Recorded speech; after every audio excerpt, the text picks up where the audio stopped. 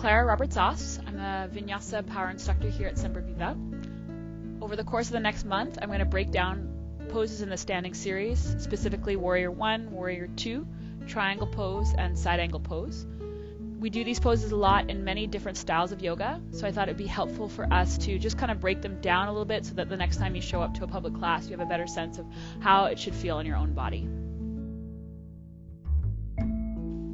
So this week we're going to work on Warrior 1. Starting from the foundation up, you want to check that your heels are either aligned with each other. And if that feels constrictive for a lot of people, specifically if you have wider hips, you may want to take your feet wider apart. So if heels to heels makes you feel like you're on a tightrope, just walk your back foot out towards the side. So Thea's got her left foot forward, her right foot back, so she would just walk her right foot out towards the right, which she's already done, which is great. So this allows a little bit more mobility in the hips. So moving up towards the hips, we want the hips to square towards the front of the mat. So what Thea's going to do is she's going to draw her left hip back, her right hip forward. And as she does that, she's going to automatically start to feel a whole lot more happen in her hip flexor quadriceps. So that's a good sign if you're feeling that in your own body.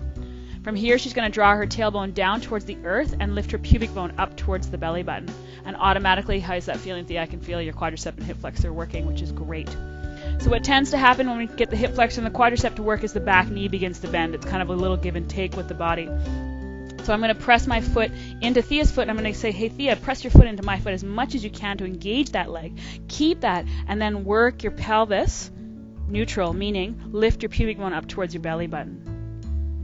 So from here, if that feels really intense, you may just want to slowly straighten your front leg a little bit, and that, again, gives the pelvis a bit more space.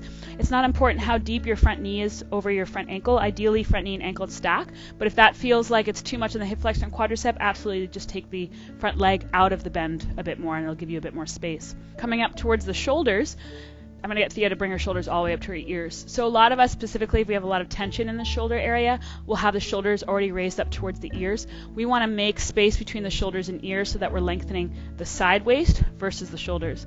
So as she softens her shoulders down away from her ears, she's going to begin to lengthen her side waist. So from hips to armpits, she gets longer. Keep that.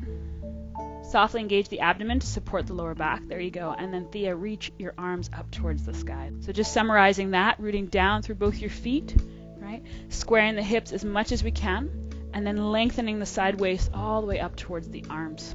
So a nice feeling of rooting down through the bottom part of the body, and then lengthening up through side waist all the way up towards the fingers.